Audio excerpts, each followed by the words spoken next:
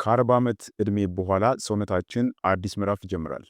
ብዙዎቻችን ለምን ቶሎ ይደክመኛል፣ ለምን እንቅልፍ እምቢ አለኝ ወይም ደግሞ ግፊቴ ጨመረ ብለን እንጨነቃለን። ለእነዚህ ሁሉ ጥያቄዎች ግን መልሱ በአንድ አስገራሚ ማዕድን ውስጥ ተደብቆ ሊሆን ይችላል። እሱም ማግኒዥየም ነው። በዛሬው ቪዲዮአችን ከ40 ዓመት በኋላ ማግኒዥየም ለልባችን፣ ለአጥንታችን፣ ለጭንቀት እንዴት መፍትሄ እንደሚሆንና ይህንን የተፈጥሮ ስጦታ በምን ምግቦች ውስጥ እንደምናገኘው በዝርዝር እንመለከታለን። ለጤናችሁ ጥቂት ደቂቃዎችን ስጡና ቪዲዮን እስከ መጨረሻው ተከታተሉኝ። ከዛ በፊት ግን ላይክ በማድረግ እንድትጀምሩት በትህትና ጠይቃችኋለሁ። መልካም ቆይታ ይሆንላችሁ። ከ40 ዓመት ዕድሜ በኋላ ማግኒዥየም ለሰውነታችን እጅግ አስፈላጊ የሆኑ በርካታ ጥቅሞችን ይሰጠናል። እነዚህን ጥቅሞች ታዲያ ጊዜ ሳናጠፋ አንድ በአንድ 8 ዋነኛ ጥቅሞችን አሁን በዝርዝር ልንገራችሁ። አንደኛውና የመጀመሪያው የደም ግፊታችንን በተፈጥሮ መንገድ ለመቆጣጠር ይረዳል። ከ40 ዓመት ዕድሜ በኋላ በሰውነታችን ውስጥ የሚገኙ የደም ቧንቧዎች እንደ ቀድሞ የመለጠጥ ባህሪያቸው እየቀነሰ ይሄዳል። ይህም ደግሞ ደም በቧንቧዎች ውስጥ ለማለፍ እንዲቸገርና ግፊትም እንዲፈጠር ያደርጋል። እዚህ ጋር ነው ማግኒዥየም እንደ ትልቅ መፍትሄ የሚመጣው ማለት ነው። ማግኒዥየም በደም ቧንቧ ግድግዳዎች ላይ ያሉትን ትናንሽ ጡንቻዎች ሪላክስ እንዲያደርጉ ትዕዛዝ ይሰጣል። ማግኒዥየም የደም ቧንቧዎችን በማስፋት ልባችን ደም ለመርጨት የምታደርገውን ከፍተኛ ጥረት ይቀንሳል። በተጨማሪም በሰውነታችን ውስጥ ያለውን የሶዲየም ወይም ደግሞ ጨውና የፖታሽየም ሚዛንን ይጠብቃል። ብዙ ጊዜ የደም ግፊት የሚጨምረው በሰውነታችን ውስጥ ያለው የጨው መጠን ሲበዛ ነው።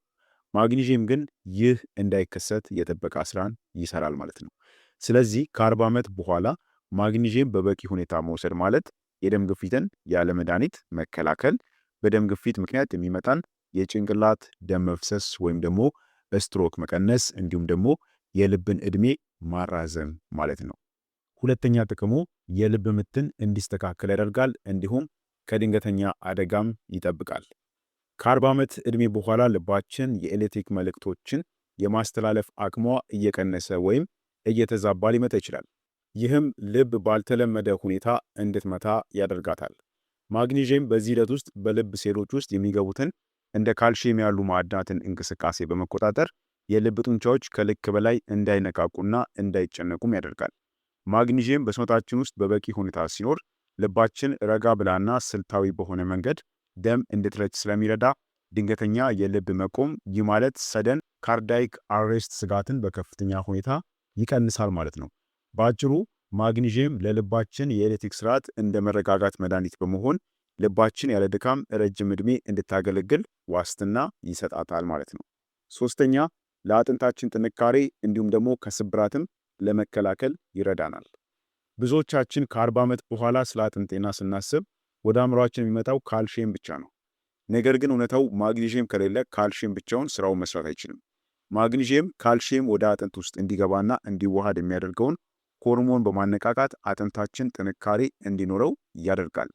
ከ40 ዓመት በኋላም በተለይ በሴቶች ላይ የሚታየውን የአጥንት መሳሳት ወይም ደግሞ ኦስቲዮፖሮሲስን ለመከላከል ማግኒዥየም ወሳኝ ሚና ይጫወታል። አጥንታችን እንዳይሰበር ከመከላከል ባለፈ ካልሽየም በአጥንት ውስጥ ብቻም እንዲቀር በማድረግ በደም ቧንቧዎች ወይም ደግሞ በኩላሊት ውስጥ ተከማችቶ ድንጋይ እንዳይፈጠር ጥበቃን ያደርጋል ማለት ነው። በአጭሩ ማግኒዥየም የአጥንታችን መዋቅር የሚያጠነክር ከፍተኛ የሆነ ማዕድን ነው። አራተኛ ጥቅሙ ጥልቅ እንቅልፍ ለማግኘትና ጭንቀትንም ለመቀነስ ይረዳል።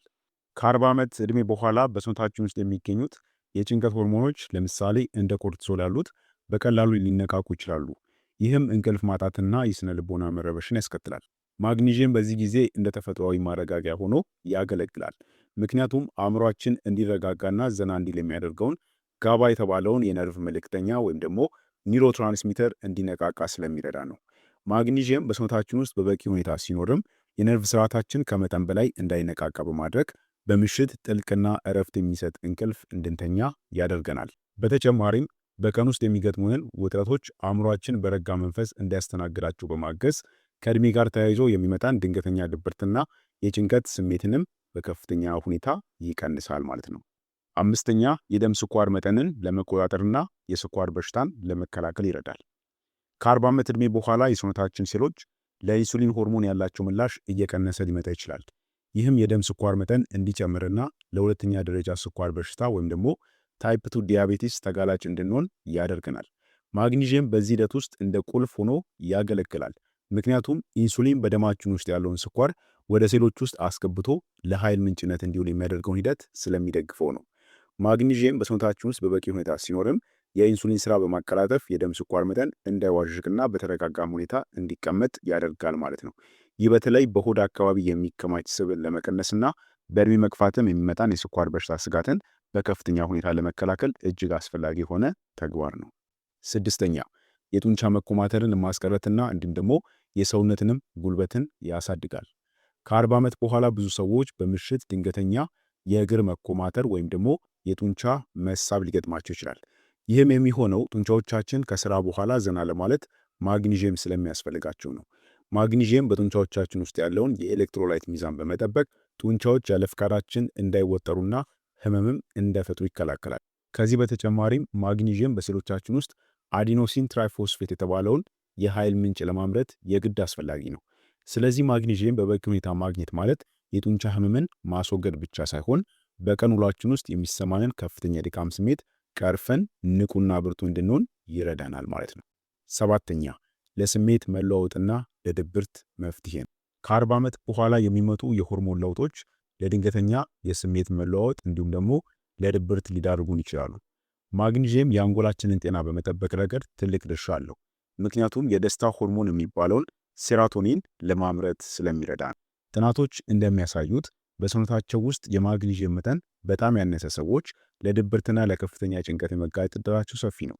ስለዚህ ማግኒዥየምን በበቂ ሁኔታ መውሰድ አእምሯችን በተረጋጋና በሰላማዊ ስሜት ውስጥ እንዲቆይ በማድረግ በዕድሜ መግፋት የሚመጣን የስነ ልቦና መዛባት በተፈጥሯዊ መንገድ ለመከላከል ይረዳል ማለት ነው። ስምንተኛ ለምግብ መፈጨት ስርዓትና ለሆድ ድርቀት መፍትሄ ነው። ከ40 ዓመታችን ዕድሜ በኋላ የአንጀታችን እንቅስቃሴ የመቀዝቀዝ ዝንባሌ ያሳያል። ይህም ለብዙ ሰዎች ስር የሰደደ የሆድ ድርቀትና የጋዝ መከማቸት ምክንያት ይሆናል። ማግኒዥየም በዚህ ጊዜ ሁለት ዋና ዋና ስራዎችን ያከናውናል። አንደኛው በአንጀት ግድግዳ ላይ ያሉ ጡንቻዎች ዘና እንዲሉ በማድረግ ምግቦች በቀላሉ እንዲንሸራሸሩ ይረዳል። ይህም ሂደት ፔሪስታልሲስ ይባላል። ሁለተኛው ደግሞ ወደ አንጀታችን ውስጥ ውሃ እንዲሳብ በማድረግ ሰገራ እንዲለሰልስና ያለምንም ህመም እንዲወገድም ያደርጋል። ስለዚህ ማግኒዥየምን በበቂ ሁኔታ ማግኘት የሆድ መነፋትን ከማስቀረት ባለፈ ሰውነታችን አላስፈላጊ የሆኑ ቆሻሻዎችን በየቀኑ በስርዓቱ እንዲያስወግድ በማገዝ የአንጀት ጤናን የተጠበቀ ያደርጋል ማለት ነው። ስለዚህ ማግኒዥየም ከ40 ዓመታችን በኋላ ለነዚህ 8 የጤና ጥቅሞች በጣም አስፈላጊ የሆነ ሰውነታችንም በጥብቅ የሚፈልገው ማዕድን ነው ማለት ነው። ታዲያ እነዚህ ሁሉ ጥቅሞች ለማግኘት የግድ ውድ የሆኑ መድኃኒቶችን መግዛት አያስፈልግም። ማግኒዥየምን በቀላሉ በምንመገባቸው ምግቦች ውስጥ ማግኘት እንችላለን። ስለሆነም ከፍተኛ የማግኒዥየም ምንጮች ወይም ደግሞ ማግኒዥየምን የምናገኝባቸው ምግቦች የሚባሉት አንደኛ አረንጓዴ ቅጠላቅጠሎች ወይም ደግሞ አረንጓዴ አትክልቶች ናቸው። በተለይ ሰላጣና ቆስጣ። እነዚህ ምግቦች እጅግ ከፍተኛ የሆኑ የማግኒዥየም ክምችት አላቸው። አንድ ኩባያ የበሰለ ቆስጣ ብቻ የሰውነታችንን የቀን ፍላጎት 40% ሊሸፍን ይችላል። ሁለተኛ ደግሞ ለውዝና አንዳንድ ፍሬዎች በተለይ የዱባ ፍሬ፣ የሱፍ ፍሬ እናም ደግሞ ለውዝ እጅግ ምርጥ የማግኒዥየም ምንጮች ናቸው። በተለይ የዱባ ፍሬ በማግኒዥየም ይዘቱ በጣም ይታወቃል። ጥቂት የዱባ ፍሬዎችን ብቻ በመመገብ ከፍተኛ ማግኒዥየምን ማግኘት እንችላለን። ሶስተኛ አቮካዶ። አንድ መካከለኛ አቮካዶ ለልብ ጤና የሚጠቅሙ ቅባቶችን ብቻ ሳይሆን ከፍተኛ መጠን ያለው ማግኒዥየምም ይዟል። አቮካዶን ስናይ ማግኒዥየም ብቻም ሳይሆን ለልባችን ጤና አስፈላጊ የሆነ ፍራፍሬ ነው። አራተኛ ጥቁር ቸኮሌት። ይህ ለጤና በጣም ጠቃሚ የሆነ ጣፋጭ ነው። ቢያንስ 70% ካካኦ ያለው ጥቁር ቸኮሌት መመገብ ከማግኒዥየም በተጨማሪ የሰውነት በሽታ የመከላከል አቅምን የሚያሳድጉ አንቲኦክሲደንቶችንም ለማግኘት ያስችላል ማለት ነው። አምስተኛ ጥራጥሬዎች ለምሳሌ ምስር፣ ባቄላ፣ አተርና አኩሪ አተር በጣም ጥሩ የማግኒዥየም ምንጮች ናቸው። በተለይ ለኢትዮጵያ አመጋገብ እነዚህን በቀላሉ ማግኘት እንችላለን። ስድስተኛ ሙዝ። ሙዝ በፖታሺየም ብቻ ሳይሆን በማግኒዥየምም የበለጸገ ነው። ለልብ ጤናና እንዲሁም ደግሞ ለጡንቻ ጥንካሬ ፈጣን ጉልበትን ይሰጠናል። ሰባተኛ ደግሞ ሙሉ እህሎች፣ ያልተፈተጉ እህሎች ለማለት ነው። እንደ ገብስ፣ አጃና ሙሉ ስንዴ ያሉ ምግቦች ለማግኒዥየም ፍጆታ እጅግ በጣም ጠቃሚ ናቸው ማለት ነው። ስለሆነም እነዚህ ምግቦች በተፈጥሯዊ ይዘታቸው መመገብ ከ40 ዓመት በኋላ ለሚኖረን ጤናማ ጉዞ መሰረት ነው ማለት ነው። በአጠቃላይ ማግኒዥየም ከ40 ዓመት በኋላ ለሚኖረን የጤና ጉዞ እንደ ምርጥ ረዳት ነው። የልባችን ትርታ ከማስተካከል ጀምሮ ጥልቅ እንቅልፍ እንድንተኛና አጥንታችንም እንዲጠነክር በማድረግ ረገድ ያለው ሚና የማይተካ ነው። ጤናማ እርጅና ማለት ራስን በመንከባከብ የሚገኝ ስጦታ መሆኑን አትርሱ። ዛሬ የተማርነውን መረጃ ለምትወዳቸው ሰዎች በማጋራት የእነሱንም ጤና ጠብቁ። ቪዲዮ ጠቃሚ ሆኖ ካገኛችሁት ላይክ ማድረጋችሁንና እንዲሁም ደግሞ ለተጨማሪም ጠቃሚ ጤና ምክሮች ሰብስክራይብ ማድረጋችሁን እንዳትረሱ። በቀጣይ ቪዲዮ በሌላ አጓጊ ርዕስ እስከምንገናኝ በጤና ቆዩልኝ። ቸር ሰንብቱ።